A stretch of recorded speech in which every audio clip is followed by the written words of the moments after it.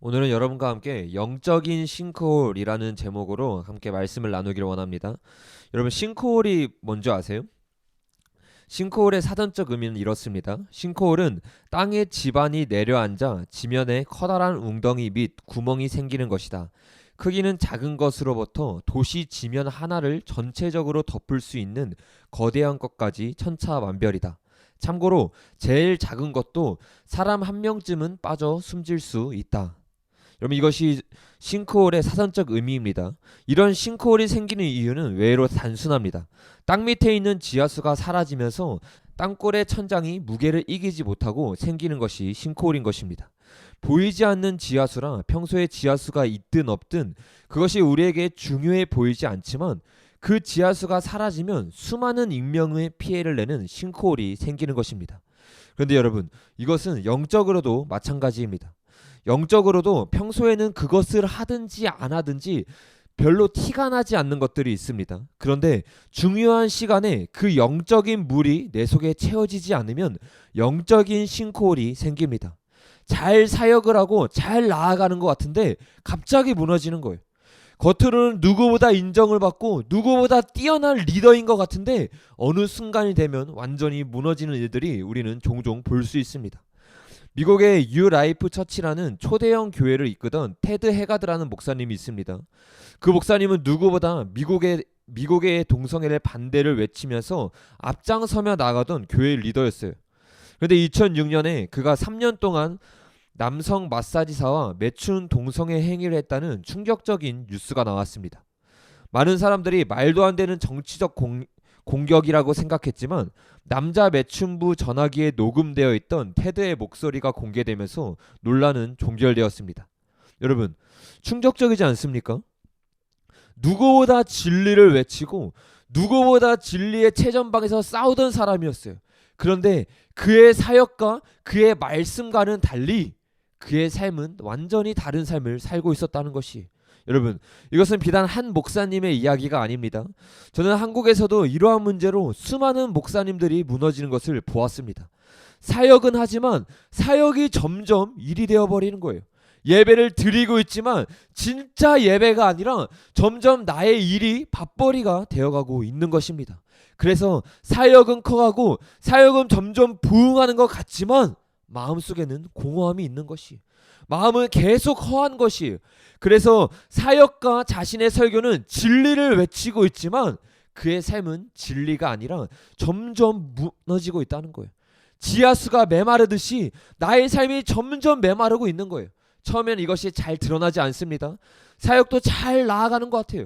나의 교회적으로도 잘 나아가고 있는 것 같아요.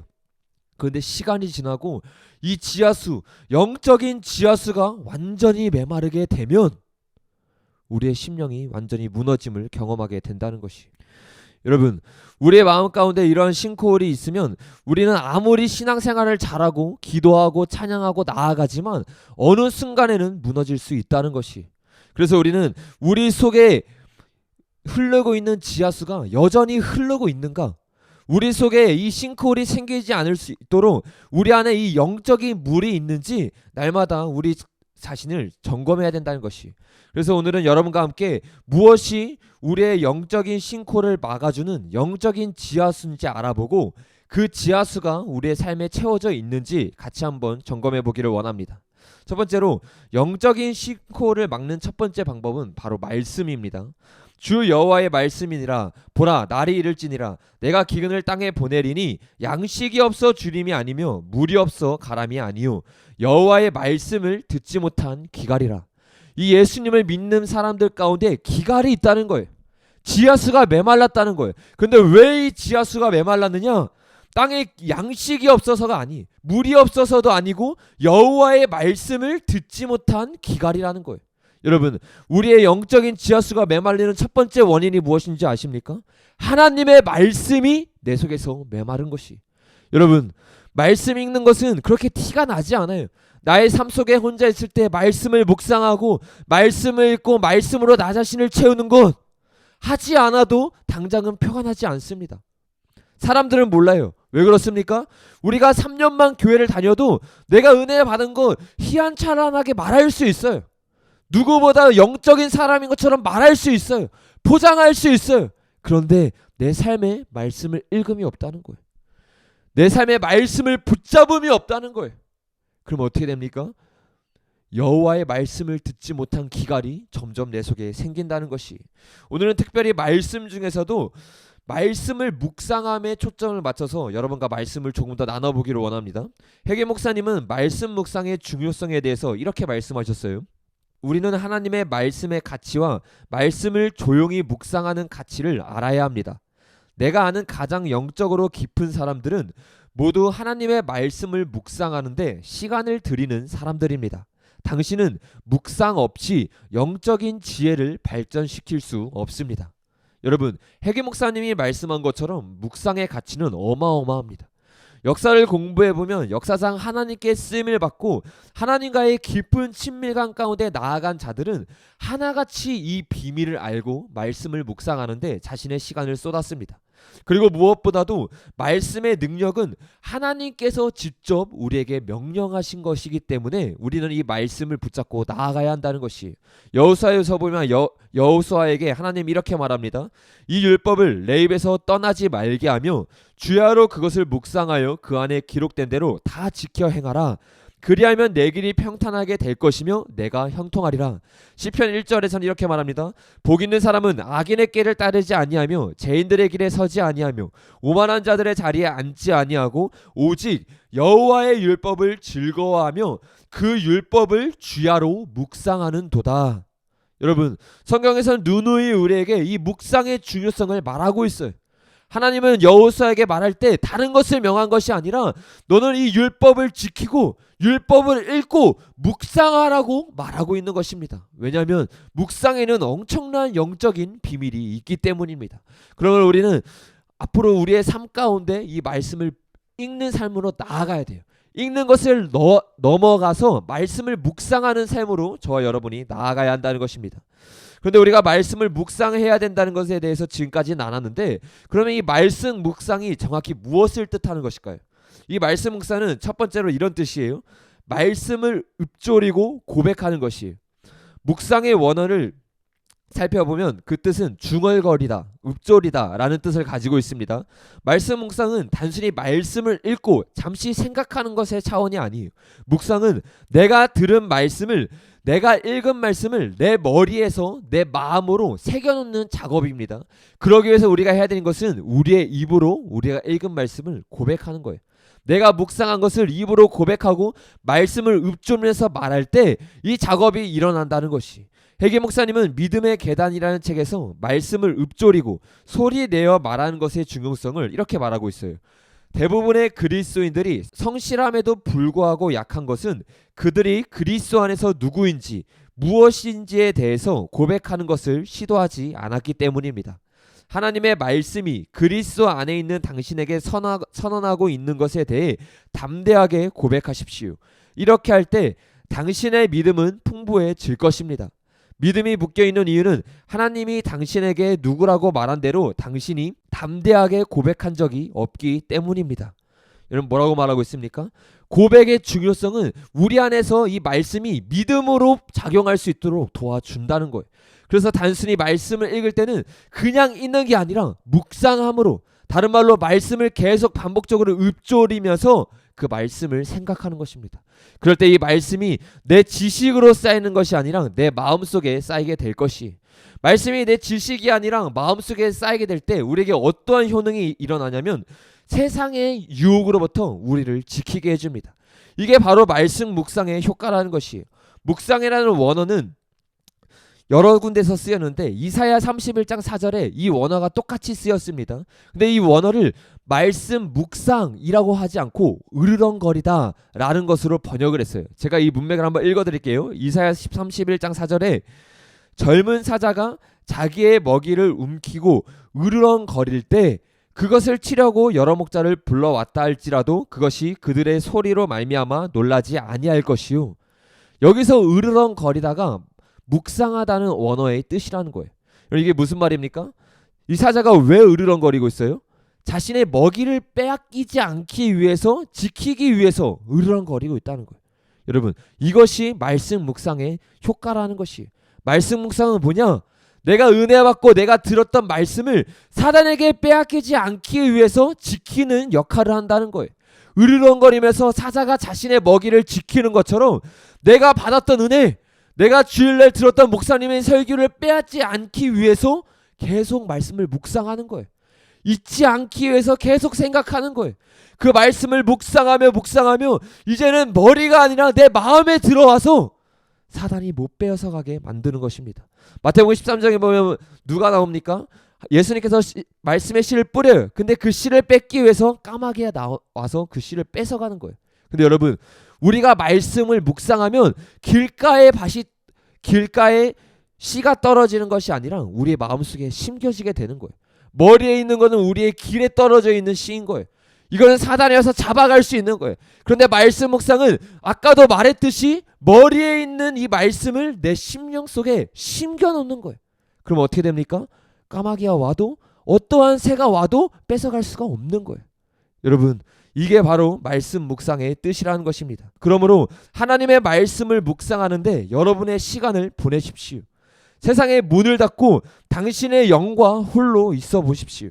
처음에는 하루에 10분이나 15분을 투자해 보세요. 그것이 많은 시간이 아닙니다. 그러나 그 시간을 여러분이 투자할 때 그 시간이 점점 늘어나는 것을 경험하게 될 것이.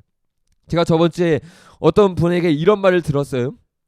세상에는 열심히 노력해도 안 되는 것 투성이다. 그런데 이런 세상에도 내가 의지하는 대로 되는 것이 하나 있는데 그것이 몸이다. 이런 말을 해주더라고요. 어떤 연예인이 했던 말이라는데 요즘 다이어트를 하는 여성들에게 뼈를 때리는 말이라고 유행하고 있다고 해요. 근데 여러분, 이 말을 한 사람과 그리고 이 말을 한 연예인이 모르는 것이 한 가지가 있어요. 그것이 무엇이냐면 이 원리는 육적인 몸뿐만 아니라 영적인 몸에도 마찬가지라는 거예요. 우리가 먹는 대로 나타나는 것이 바로 우리의 육적인 몸입니다.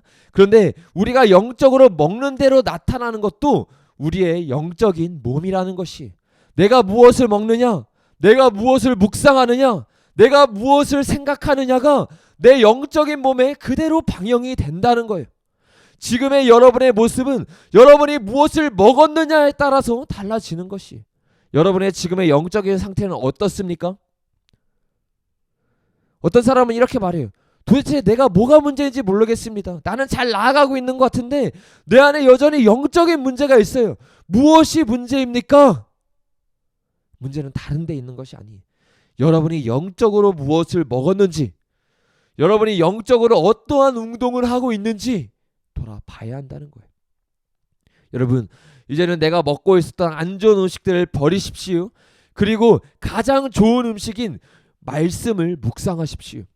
말씀을 먹어야지, 말씀을 알아야지 하면서 내 머리에 채워놓지 말고 말씀을 묵상함으로 여러분의 심령이 마르지 않는 영적인 기갈이 없는 상태로 나아가기를 예수님의 이름으로 축복합니다. 두 번째로 영적인 싱크홀을 막는 두 번째 방법은 바로 기도입니다. 기도의 거장이라고 불리는 E.M. 바운주는 기도가 무너진 삶에 대해서 이렇게 말합니다. 기도의 실패자는 생활의 실패자입니다. E.M. 바운주의 말처럼 기도의 실패자는 생활의 실패자가 됩니다. 겉으로 드러나 보이지 않지만 언젠가 내 삶이 무너지게 되는 거예요.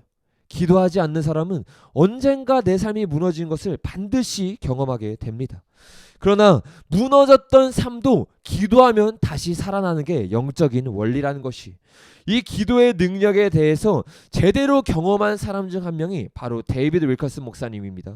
그래서 제가 지금 데이비드 윌컨슨 목사님의 삶이 이 기도의 능력으로 어떻게 변했는지 이 삶의 간증들을 읽어드리길 원합니다. 여러분이 이 윌컨슨 목사님의 간증을 들으면서 이 삶에 도전을 받으시길 바랍니다. 그래서 이 윌컨슨 목사님처럼 여러분의 삶에 기도의 무릎을 꿇는 시간이 되기를 예수님의 이름으로 축복합니다. 1958년 2월 9일 사람들은 자신들의 삶에서 중요한 날들을 기억하듯이 나 역시 그것을 인식한 바로 그날을 잊지 못한다. 그날 밤에 TV를 팔기로 결정했다. 늦은 밤 아내와 아이들은 그날을 잊지 못한다. 나는 TV 앞에 앉아 한밤의 쇼를 시청하고 있었다. 내용은 아주 뻔했는데 많은 여성 합창 단원들이 아슬아슬한 복장으로 행진곳에 맞춰 춤을 추고 있었다. 내 기억에 그것이 갑자기 어리석게 느껴졌다. 데이빗, 넌 늙어가고 있어. 나 자신에게 경고했다. 정신을 가다듬어 보았다. 하지만 그 진부하고 한심한 이야기와 여자들이 머릿속에서 사라지지 않았다.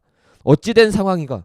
그 무대에서 벌어지는 한판은 모든 시청자들에게 흥미로울 만한 주제였다. 나는 자리에 일어나서 TV를 끄자 어린 소녀들이 스크린 중앙에서 자금점으로 사라졌다. 나는 서재에 들어가 갈색 가죽 회전 의자에 앉았다. 얼마나 많은 시간을 저 TV 앞에서 매일을 허비하고 있었던가. 나는 갑자기 궁금해졌다. 적어도 그 시간에 기도를 한다면 무슨 일이 일어날까? 가족 중에 TV를 보는 사람은 나밖에 없었다. 여러분 충격적이죠? 그렇게 주님께 위대하게 쓰임을 받던 데이비드 위커스 목사님이 한때는 이랬다는 거예요. 가족들이 TV 봐서 같이 봐주는 게 아니라 가족 중에 자기만 TV를 볼 정도로 TV에 중독되어 있던 사람이 위커스 목사님입니다. 매일 밤 2시간씩 기도를 한다면 어떤 일이 일어날까? 그 생각을 하면 흥분이 되었다. TV를 기도로 바꾸고 어떤 일이 일어나는지 보라. 그 생각은 즉시 실천하기는 어려웠다. 누구나 마찬가지라는 거예요. 누구나 말씀 들을 때 은혜 받을 때는 이제는 핸드폰을 버리고 기도해야지 결단을 해요. 근데 그것을 실천으로 옮기는 거는 누구나 힘든 거예요. 윌커스 목사님 위대한 하나님의 사람이잖아요. 근데 윌커스 목사님조차도 힘들었다는 거예요. 근데 중요한 거는 이 힘들지만 포기하지 않고 윌커스 목사님은 계속 나아갑니다. 보세요. 밤에는 항상 피곤했다. 쉬면서 생활 패턴에 변화를 줄 필요가 있었다. TV는 문화의 일부분이었다. 목회자가 보고 말하는 것과 다르게 사는 것은 바람직하지 않았다. 이제 윌커스 목사님이 점점 느끼는 거예요. 내가 설교하는 거와 내 삶이 다르구나. 이런 삶을 많은 목회자들이 살아가니까 영적인 메마름 가운데 있는 거예요. 근데 윌커스 목사님이 다른 점은 이 메마름을 깨닫고 더 터지기 전에 돌이켰다는 거예요. 저와 여러분이 해야 되는 일도 바로 이것입니다. 계속 읽어보겠습니다. 나는 의자에 일어나 소등하고 창가에 서서 달빛에 비추는 언덕을 바라보았다. 그 다음에 주님 앞에 또 다른 양털을 놓고 그것은 내 인생을 바꾸었다. 나는 주님에게 요구하는 징조를 꽤 까다롭게 만들었다. 왜 그렇습니까? 하기가 싫은 거예요. TV를 끊기가 싫은 거예요. 실제로 TV를 포기하고 싶지 않았기 때문이다. 예수님 하고 내가 말했다. 이 일을 결정하는 데 도움이 필요합니다. 그래서 주님께 요청합니다. TV를 처분한다는 광고를 종이에 써서 붙이겠습니다. 만일 이 생각 배후에 주님이 계신다면 구매자가 즉시 나타나게 해 주시옵소서. 1시간 안에 나타나게 해 주십시오. 아니 30분 안에 거리에 붙이는 즉시 나타나게 해 주십시오. 여러분 이런 말도 안 되는 기도를 하나님 앞에 올려드린 거예요. TV를 끊기가 싫은 거예요. 그 다음날 그 계획을 아내에게 묻자 그녀는 시큰둥했다. 30분 일한 이후 아내가 말했다. 윌커슨, 내가 보기에 당신은 기도하고 싶어하지 않는 것 같네요. 아내가 옆에서 뼈를 때리죠. 아내가 지적했지만 나는 조이 광고지를 붙였다. 광고지를 붙이고 거실에 앉아 30분 동안 기다리고 있었다. 나는 TV 옆 소파에 앉아있었고 아내와 아이들은 건너편에 앉아있었다. 전화 뒤에 있는 큰 알람 시계가 눈에 들어왔다. 시간을 보니 29분이 지나 있었다. 그때 전화가 왔다. 아내가 전화를 받고 TV를 산다는 전화라고 나에게 알려줬다. 그리고 그 사람은 바로 현금을 들고 집으로 찾아와 TV를 사갔다. 그 이후 내 삶은 달라졌다. 다행히 하나님이 역사하셨습니다. 그래서 실제로 그 TV가 팔렸어요. 그런데 윌커스 목사님이 이렇게 고백하는 거예요. 그 이후 내 삶은 달라졌다. 매일 한밤중에 TV 채널을 돌리는 대신 서재에 들어가서 문을 닫고 간절히 기도하기 시작했다. 처음에 기도하는 시간이 잘 가지 않았고 불안하기까지 했다. 그러나 훈련을 통해 점점 기도 시간은 길어져 갔고 세계적인 성경 읽기와 기도 시간의 일부를 만드는 방법을 배웠다. 전에는 창세기를 포함하여 통독을 해본 적이 없었다. 충격적이지 않아요? 목사가 다 돼서 오랫동안 사역을 했는데 창세기를 포함하여 통독을 해본 적이 없대요. 또한 단원의 기도와 찬양 사이의 균형을 맞추는 것이 얼마나 중요한지 깨닫게 되었다. 1시간을 오직 감사하면서 보낸다는 것은 얼마나 놀라운 일인가. 나는 나의 삶 전부를 새로운 관점으로 보게 되었다. 여러분, 이게 윌커스 목사님의 삶의 변화의 가장 시발점이 되었던 부분이라는 거예요. 이 사건 이후로 윌커슨 목사님의 삶은 완전히 변하게 되었습니다. 하나님께 자신의 삶을 온전히 내어드리게 되었고 주님의 심장이 윌커슨 목사님에게 들어오게 되었어요. 그리고 수많은 마약에 중독된 10대들을 하나님께로 인도하고 뉴욕의 클럽을 사서 교회로 바꾸어 그곳에 수많은 사람들이 하나님께로 나아올 수 있는 교회를 지었습니다. 여러분, 어떻게 윌커슨 목사님의 삶이 바뀌었습니까? 바로 은밀한 골방의 교제 때문이라는 거예요. 우리가 나아가는 길이 바로 여기여야 된다는 거예요. 왜 내 삶이 메마르는지 우리는 정확히 볼 수 있어야 되는 거예요. 교회 나가서 은혜 받는 거 우리는 다 쏟고 있는 거예요. 이 영적인 지하실을 지킬 수 있는 방법이 뭐냐? 바로 데이비드 윌커슨 목사님처럼 결단함으로 은밀한 골방 가운데 나아가야 한다는 것이, 이것이 바로 은밀한 골방에서 주님과의 교제의 능력입니다. 여러분, 윌커슨 목사님은 이 은밀한 골방의 능력에 대해서 우리에게 이렇게 말합니다. 여러분의 왕국은 여러분의 가정입니다. 그리고 여러분이 하나님을 구하는 매일매일의 습관의 기도의 골방을 갖지 않는다면 여러분은 가정을 인도할 능력이 없습니다. 악마는 직업, 가족, 관계 등 이 모든 것에 혼란을 가져다 줄 수 있습니다. 여러분도 알듯이 은밀한 골방의 능력은 여러분의 삶, 가족, 직업, 교회 안의 모든 혼돈과 무질서에 대항하는 능력이 있습니다. 그러면서 이렇게 말합니다. 여러분, 저는 지금 사람들 앞에서 하는 기도를 말하고 있는 것이 아닙니다. 예수님은 위선적인 기도에 대해 경고하셨습니다. 은밀한 골방에서 하나님을 구하는 사람과 다른 사람에게 거룩하게 보이려고 기도하는 사람과는 극적인 구별을 보여주셨습니다. 위선자는 다른 사람들의 칭찬을 들으려고 거룩한 척 연기하는 연기자들입니다. 예수님은 자신의 교회에 그러한 연기자들이 많이 있음을 말씀하셨습니다. 예수님이 말씀하십니다. 또 너희가 기도할 때 외식하는 자와 같이 되지 말라. 저희는 사람에게 보이려고 회당과 큰 거리 어귀에 서서 기도하기를 좋아하느니라. 내가 진실로 너에게 이르노니 저희는 자기 상을 이미 받았느니라. 여러분, 예수님은 알고 있었던 거예요. 저 사람들이 왜 사역하는지, 저 사람들이 눈물로 기도하지만 저 사람들의 삶은 어떤지, 저 사람이 사람 앞에서는 열심히 찬양하지만 저 사람의 원래 목적은 무엇인지 예수님이 알고 있었던 거예요. 그래서 예수님은 우리에게 초청하시는 거예요. 사람들 앞에서만 기도하지 말고 너희 집에서 무릎을 꿇어라. 사람들 앞에서만 예배하지 말고 너희 혼자 있는 그 골방에서 주님을 예배해라. 주님은 모든 것을 알고 우리에게 말씀하신 거예요. 여러분, 저와 여러분이 어떻게 돼야겠습니까? 지금 사람들 앞에서 예배를 드리지 말라고 말하는 것이 아닙니다. 교회를 해체하고 은밀한 골방으로 들어가라고 말하고 있는 것이 아닙니다. 우리가 모여서 예배해야 돼요. 그러나 그것만 가지고 안 된다는 거예요. 모여서 예배하고 또 나 혼자 주님 앞에 나아가서 예배를 드려야 된다는 거예요. 그 은밀한 골방이 우리 가운데 있을 때 우리는 메마르지 않는 영적인 생명수를 얻게 될 것입니다. 그러면 우리가 어떻게 해야 이 영적인 은밀한 골방을 만들 수 있을까요? 여러분, 윌커슨 목사님이 계속 어떻게 이 골방을 만들 수 있는지 이 골방의 개념에 대해서 우리에게 설명을 해요. 잘 들어보세요. 은밀한 골방을 갖는다는 것은 간단히 주를 갈망하고 주를 구하며 주의 이름을 부르며 자신의 재능과 선택한 시간을 들이면 그 어느 곳, 그 어느 때든지 하나님과 함께하는 시간을 갖는다는 것을 뜻합니다. 이해되셨어요? 은밀한 골방은 단순히 어떠한 장소를 국한 짓는 게 아니라는 거예요. 내가 하나님을 찾고 내가 하나님을 구하는 그 자리가 바로 은밀한 골방이 될 수 있다는 것이, 그래서 이렇게 말씀하십니다. 기도의 골방은 곧 기도의 습관을 의미합니다. 우리가 기도의 골방을 만들었다가 아니에요. 기도의 습관을 가지고 있다면 우리는 기도의 골방에 있다는 것입니다. 그러면서 이런 질문을 윌커슨 목사님이 우리에게 던집니다. 매일매일 하나님과 홀로 있는 연습을 하고 계십니까? 기도의 골방은 전적으로 연습입니다. 이것은 여러분 자신을 성령님이 부를 때 응답하기 위해 하나님 앞에 나아오게 하는 훈련입니다. 나는 하나님과 홀로 있고 싶어, 나는 오늘 아버지와 이야기하고 싶어 라고 말하는 것을 뜻하는 것입니다. 이게 바로 영적인 은밀한 골방의 뜻이라는 거예요.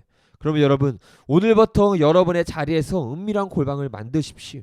그것이 어딘든 상관없어요. 내가 주님과 1대1의 관계를 가질 수 있는 곳이라면 차 안이어도 상관이 없는 거예요. 방 안도 상관없습니다. 직장의 한 구석이어도 상관이 없는 거예요. 학교의 한 구석이어도 상관이 없는 거예요. 심지어 사람이 너무 많이 있는 곳이라도 내가 마음속으로 주님께 집중하고 주님을 바라보고 있다면 그곳이 내게는 영적인 골방이 될 수 있다는 것이. 그러므로 저와 여러분이 주님 앞에 핑계를 대지 않았으면 좋겠습니다. 나는 은밀한 골방을 만들 장소가 없습니다. 환경이 안 됩니다. 상황이 안 됩니다. 이러한 변명을 대지 말고 여러분의 있는 자리에서 은밀한 골방을 만들기를 예수님의 이름으로 축복합니다. 종교개혁의 아버지라고 불리는 마틴 루터는 얼마큼 기도하느냐는 질문에 이런 역설적인 대답을 합니다. 나는 너무 바빠서 하루에 3시간 이상 기도하지 않을 수 없습니다. 여러분, 우리는 마틴 루터의 이 고백 앞에 아무도 변명을 할 수 없습니다. 왜냐하면 바쁠수록 기도해야 된다고 말하고 있기 때문이에요. 우리는 이 말 앞에 누구도 나는 기도할 시간이 없다고 말할 수 없을 것입니다. 그러면 여러분, 우리는 은밀한 골방을 만들 뿐 아니라 마틴 루터의 말처럼 아무리 바쁘더라도 바쁘기 때문에 주님 앞에 나아가 기도하는 저와 여러분이 되기를 예수님의 이름으로 축복합니다. 마지막으로 영적인 싱크홀을 막는 세 번째 방법은 바로 예수님입니다. 예수님은 베드로의 고백이 오늘날 교회의 반석이라고 우리에게 말하고 있습니다. 근데 그 고백이 무엇입니까? 마태복음 16장에 보면 이르시되 너희는 나를 누구라 하느냐? 베드로가 대답하여 이르되 주는 그리스도요 살아계신 하나님의 아들이니다 라고 말하고 있어요. 베드로가 무엇을 말했습니까? 예수님이 누구신지에 대해서 말했는데 이것이 교회의 반석이라는 거예요. 이것이 신앙의 반석이라는 거예요. 내가 영적인 싱크홀이 생기지 않고 견고한 반석이 생길 수 있는 가장 좋은 방법은 뭐냐?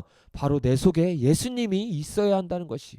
여러분, 말씀하는 거 너무 중요합니다. 말씀을 묵상하고 말씀으로 내 자신을 채우는 것, 그리고 기도하는 것 너무 중요해요. 근데 이 두 가지가 궁극적으로 우리에게 무엇을 갖다 주느냐?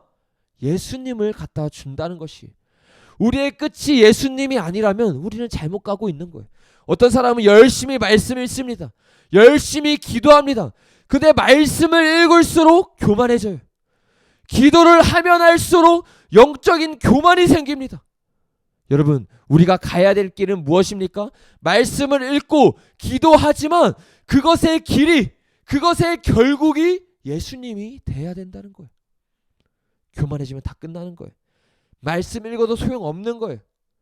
기도해도 소용없는 거예요.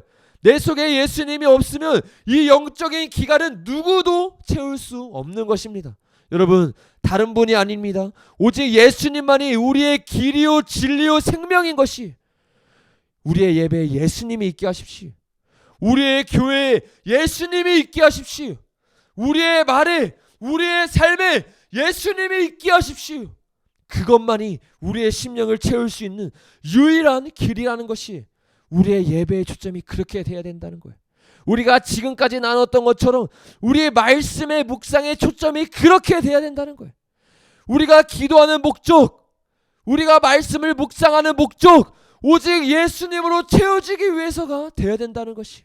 그렇게 될 때 우리의 예배가 완전히 바뀌게 될 것입니다. 우리의 초점이 완전히 바뀌게 될 것이. 여러분, 마태복음 2장에 보면 동방박사의 예배가 나옵니다. 근데 그들의 예배를 보면 우리의 예배가, 우리의 말씀이, 우리의 신앙생활이 어떻게 나아가야 되는지를 분명하게 보여주고 있어요. 여러분, 동방박사는 자기가 여태까지 살아온 그 시기 중에서 최고의 예배를 드렸어요. 그 예배가 무엇입니까? 예수님을 예배하는 거였어요. 이것이 그들의 삶에서 드렸던 최고의 예배예요. 우리도 그런 예배 드리고 싶지 않습니까? 근데 이 예배에 조건이 있습니다. 마태복음 2장 11절에 이렇게 말해요. 집에 들어가 아기와 그의 어머니 마리아가 함께 있는 것을 보고 예배를 드린 거예요. 예배는 언제 시작합니까? 예수님을 볼 때 시작되는 거예요. 예수님을 바라볼 때, 예수님과 나의 눈이 맞아졌을 때, 나의 초점이 세상에서 예수님으로 바뀌었을 때 진정한 예배를 드릴 수 있다는 것이. 그래서 저와 여러분은 항상 이 예수님께 집중해야 되는 거예요. 처음 시작도 예수님, 끝날 때도 예수님, 예배가 끝나고 집에 돌아갈 때도 예수님만 있어야 된다는 것이, 이것이 없어서 교회가 무너지는 거예요. 아무리 맞는 말을 해도 교회에 예수님이 빠지면 교회의 본질을 잊어버린 거예요.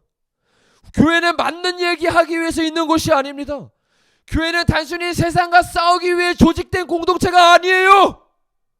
교회는 무엇이냐? 예수님으로 채워지는 곳, 예수님으로 나의 마음이 충만해지는 곳, 이것을 위해 교회가 있다는 것이, 여러분, 예수님을 먹으십시오. 예수님만 갈망하십시오. 나의 삶의 모든 부분이 예수님께 집중될 수 있도록 나아가시길 바랍니다. 오늘 지금 우리가 드리고 있는 예배도 마찬가지, 우리가 지금 말씀을 듣고 있고 찬양하고 기도를 하지만 우리의 초점이 동방박사처럼 예수님께 초점이 되어 있지 않으면 예배가 아니라는 거예요. 예배에 성공할 수 없다는 거예요. 예배에 실패한다는 것이, 지금 우리가 해야 되는 것이 무엇이냐? 말씀을 듣지만 우리의 온 초점은 예수님, 예수님, 예수님, 예수님이 돼야 된다는 거예요. 여러분, 근데 이 동방박사의 말씀을 계속 묵상하다 보면 우리가 이 예수님께 나아갈 수 있는 방법이 단 한 가지밖에 없다는 것을 알 수 있습니다. 동방박사가 어떻게 예수님을 만났습니까? 바로 하나님의 인도하는 새벽별을 따라서 왔다는 것이, 그 별이 없었다면 예수님이 어디 있는지 알 수가 없는 거예요. 오늘날도 마찬가지라는 거예요. 이 예배의 살은 예수님인데 우리를 예수님께로 인도하는 분은 바로 성령님인 거예요. 우리가 계속 예배를 드리면서 성령님께 집중하며 나아가야 되는 거예요. 너무나 안타까운 게 뭔지 아십니까? 오늘날의 예배 가운데 성령님을 따라가는 예배가 너무나 죽었다는 거예요. 성령님께 예배의 자리를 내어드리지 않습니다. 다 자기가 따와요. 다 자기가 계획해 옵니다. 성령님이 일할 수 있는 공간이 어디에 있는가? 성령님이 역사할 수 있는 자리는 어디에 있는가? 여러분, 우리의 예배의 주인은 성령님이십니다. 우리의 예배의 인도자는 성령님이십니다. 우리를 예수님께 인도할 수 있는 분은 사람이 아니에요. 사람의 말이 아닙니다. 사람의 지식이 아닙니다. 오직 성령님만이 우리를 예수님께로 인도할 수 있습니다. 그럼 여러분, 성령님께 은혜를 구하시기 바랍니다. 성령님께 처절히 엎드리시길 바랍니다. 예수님께로 나를 인도해 주십시오. 주님의 영광을 보이게 해 주십시오. 보좌 위 어린 양을 내가 보기를 원합니다. 성령님 은혜를 부어 주십시오. 이런 마음으로 예배를 드리고 기도하며 나아갈 때 성령님이 우리를 예수님께로 인도하게 될 것입니다. 여러분, 근데 중요한 것이 있습니다.